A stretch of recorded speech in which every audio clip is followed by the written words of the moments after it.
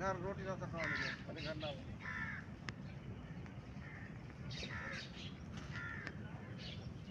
यार बड़ा तेल पाई